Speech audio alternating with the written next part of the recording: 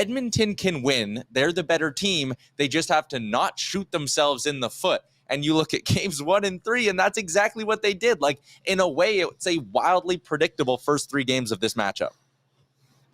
I think that's what's so frustrating from an Oiler perspective is it doesn't have to be. And I think you actually like quoted me verbatim in terms of shooting yourself in the foot, because that's really been the penchant for this Oilers team going back to not just round 1, but also at varying points last year in the playoffs, that you're kind of like, guys, when will you grow up and get it? If that makes any sense, you continue to make the same mistakes over and over again.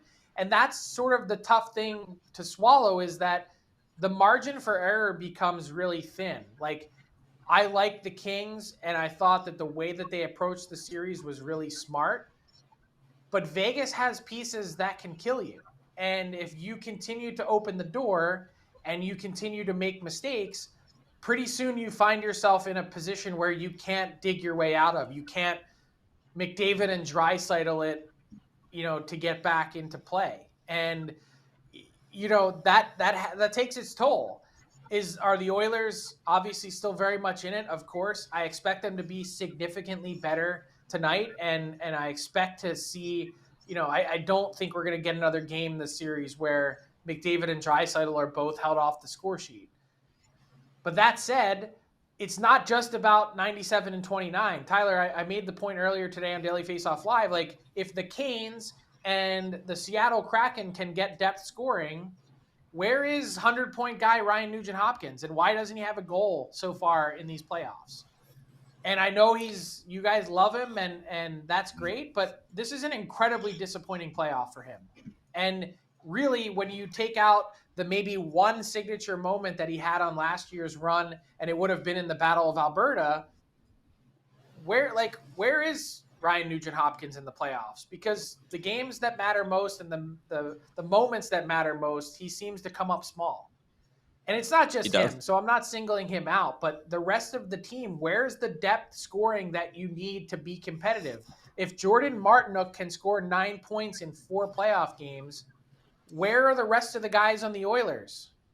And so it's that, coupled with the mistakes that they continue to make on their back end, where it's an awful turnover from Vinny Desharnais or Evan Bouchard struggling and catching an edge, and Darnell Nurse standing in front of the net looking around to nowhere. Like, there have been mistakes after mistakes that are all self-inflicted, that this team is good, they're loaded, they're ready to go, but it's hard enough to beat other teams in this league if you also have to beat yourself in the process. I think that's a great point. And I mean, you mentioned Nuge and said, it's not just him, because Evander Kane has been wildly inconsistent in these playoffs. Zach Hyman, aside from scoring a goal that went off his face, has been largely invisible in these playoffs.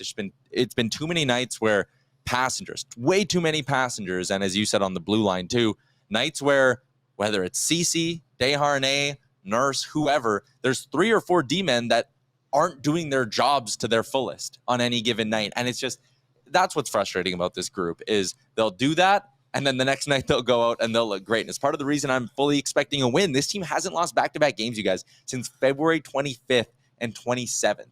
And I also think, Frank, there's a little bit of, they're not playing their best hockey. They haven't played their best hockey yet in these playoffs through 9 games. If it clicks, this team is borderline unstoppable. If it clicks, no one that's left in the playoffs can beat these guys.